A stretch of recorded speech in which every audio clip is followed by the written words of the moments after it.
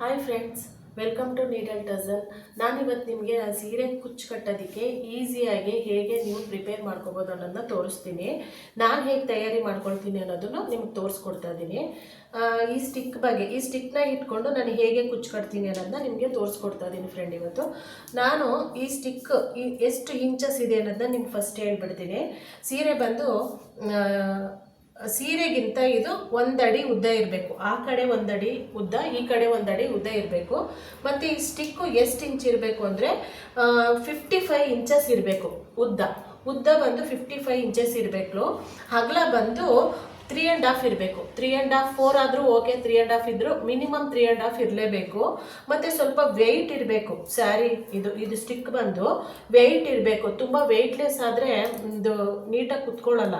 ಸ್ವಲ್ಪ ವೆಯ್ಟ್ ಇದ್ದರೆ ಚೆನ್ನಾಗಿರುತ್ತೆ, ಗ್ರಿಪ್ಪಾಗಿರುತ್ತೆ. ನಾವು ಸ್ಯಾರಿ ಸುತ್ತಿದಾಗ ಗ್ರಿಪ್ಪಾಗಿರುತ್ತೆ. ಮತ್ತು ಈ ಸ್ಟಿಕ್ಕಿಂದ ಹೇಗೆ ಸ್ಯಾರಿನ ನಾವು ಫೋಲ್ಡ್ ಮಾಡ್ಕೊಳ್ಳೋದು ಅನ್ನೋದು ನಿಮ್ಗೆ ಹೇಳ್ಕೊಡ್ತೀನಿ, ನೋಡ್ಕೊಳ್ಳಿ. ನಾವು ಹೀಗೆ ನೋಡಿ, ಇದು ಪಲ್ಲು ಪಾರ್ಟ್ನ ಫಸ್ಟು ಕೆಳಗೆ ಹಾಕೋಬಿಡಿ. ಕೆಳಗೆ ಹಾಕ್ಕೊಂಡು ಇದನ್ನು ಈಗ ಫೋಲ್ಡ್ ಮಾಡ್ಕೊಳ್ಳಿ. ಈಗ ಫೋಲ್ಡ್ ಮಾಡಿ ಹೀಗೆ ಇಟ್ಕೊಳ್ಳಿ. ಅಂದರೆ ಈ ಕಡೆ ಒಂದಿಷ್ಟು ಸೀರೆಗಿಂತ ಲೆಂತ್ ಇರಬೇಕು. ಆ ಕೋಲು ಲೆಂತ್ ಇದ್ದರೆ ನಿಮಗೆ ಇದು ಈಸಿಯಾಗಿ ಸುತ್ಕೋಬೋದು.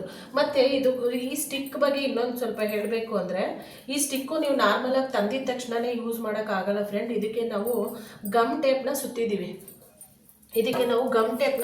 ನೋಡ್ತಿರ್ಬೋದು. ಇದು ಟೇಪ್ ಸುತ್ತಿದ್ದೀವಿ ನಾವು, ಈ ಥರದ್ದು. ಈ ಟೇಪ್ನ ಸುತ್ತೋದ್ರಿಂದ ನಮಗೆ ಸೀರೆ ಏನೂ ಡ್ಯಾಮೇಜ್ ಆಗೋದಿಲ್ಲ. ನೋಡಿ, ಈ ಥರ ಇದು ಹುಟ್ಟುದಂದರೆ ಸೈಡಲ್ಲೆಲ್ಲ ಎಳ್ಕೊಳ್ಳೋದು ಆ ಥರ ಆಗುತ್ತೆ. ಮತ್ತು ಸ್ಯಾರಿ ಏನಾದರೂ ಎಳ್ಕೊಳ್ಳೋದು, ಡ್ಯಾಮೇಜ್ ಆಗೋ ಚಾನ್ಸಸ್ ಇರುತ್ತೆ. ನೀವು ಅದಕ್ಕೆ ಏನು ಮಾಡಿ ಅಂತಂದರೆ, ಇದು ಸ್ಟಿಕ್ನ ತೊಗೊಬಂದ್ಬಿಟ್ಟು ನೀವು 1 ಟೈಮ್ ಅಲ್ಲ, ಸೆಕೆಂಡ್ 2 ಟೈಮ್ಸು 2 ಸಲ ನೀವು ಇದನ್ನು ರೋಲ್ನ ಸುತ್ಕೋಬೇಕಾಗುತ್ತೆ. ಫಸ್ಟ್ ಟೈಮ್ ರೋಲ್ ಸುತ್ಕೊಂಡ್ರೆ ತೆಳು ಬರುತ್ತೆ ಅದು. ಮತ್ತು ಇದು ಸ್ಟಿಕ್ಕು ಎದ್ದೊಳೋ ಚಾನ್ಸಸ್ ಇರುತ್ತೆ.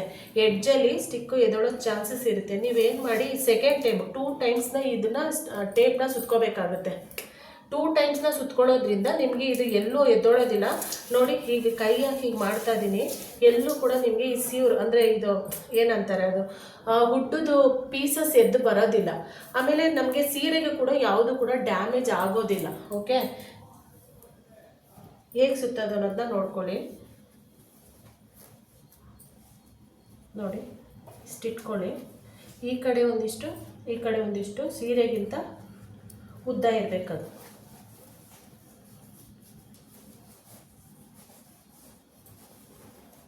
ನೋಡಿ ಫ್ರೆಂಡ್, ಇಷ್ಟಾಯಿತು.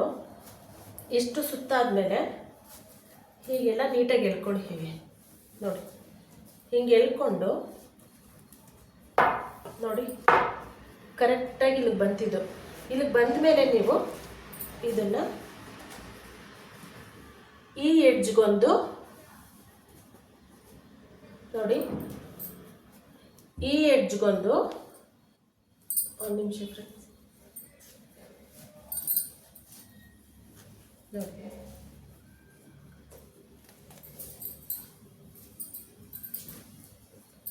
ಈ ಎಡ್ಜಲ್ಲೊಂದು ಪಿನ್ನ ಮತ್ತು ಈ ಎಡ್ಜಲ್ಲೊಂದು ಸೇಫ್ಟಿ ಪಿನ್ ಹಾಕೋಬಿಡಿ.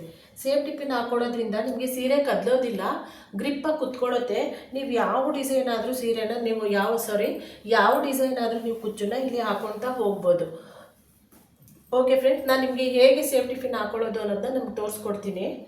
ಮತ್ತು ಇದನ್ನು ಟೀಪೈ ಮೇಲೆ ಇಟ್ಕೊಂಡ್ರೆ, ಮತ್ತು ನಾವು ಸೀರೆನ ಕುಚ್ಚು ಕಟ್ಟಬೇಕಂದ್ರೆ ಒಂದೊಂದು ಟೈಮ್ ಏನಾಗುತ್ತೆ, ಆ ಸೀರೆ ಒಂದಿನ ಪೂರ್ತಿ ಫಿನಿಷ್ ಮಾಡೋಕ್ಕೆ ಆಗೋದಿಲ್ಲ.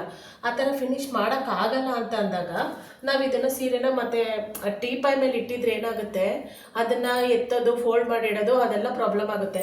ನೀವು ಈ ಥರ ಸೀರೆನ ಸುತ್ತಿಟ್ಕೊಬಿಟ್ರೆ ಟೀಪೈ ಸುಮ್ಮನೆ ಗೋಡೆ ಪಕ್ಕ ತಳ್ಳಿಬಿಟ್ಟು ನೀವು ಸೀರೆನ ಆರಾಮಾಗಿ ಸೈಡ್ಗೆ ಇಟ್ಬಿಟ್ಟು ನಿಮ್ಮ ಕೆಲಸ ನೀವು ಮಾಡಿಕೊಂಡು 3 ಡೇಸ್ ನೀವು ಹೀಗೆ ಫೋಲ್ಡ್ ಮಾಡಿಟ್ರೂ ಕೂಡ ಸೀರೆ ಅನ್ನೋದು ಏನೂ ಸುಕ್ಕಾಗೋದಿಲ್ಲ. ನೀವು ಹೊಸ ಸೀರೆ ಹೇಗಿರುತ್ತೋ ಹಾಗೇ ಇರುತ್ತೆ. ಫೋಲ್ಡಿಂಗು ಕೂಡ ಏನೂ ಆಗಿರೋದಿಲ್ಲ. ಇದನ್ನು ಚೆನ್ನಾಗಿ ನೆನ್ಪಿಟ್ಕೊಳ್ರಿ. ಹೀಗೆ ಸುತ್ತೋದ್ರಿಂದ ಸೀರೆ ಸುಕ್ಕಾಗ್ಬೋದು ಅನ್ನೋ ಡೌಟ್ನ ಬಿಟ್ಬಿಡಿ, ಆಯಿತಾ. ಸೀರೆ ಸುತ್ತಿದಾದಮೇಲೆ ಈ 2 ಸೇಫ್ಟಿ ಪಿನ್ ತಗೊಳ್ಳಿ. ಸೇಫ್ಟಿ ಪಿನ್ ತಗೊಂಡು ನೋಡಿ, ಹೀಗೆ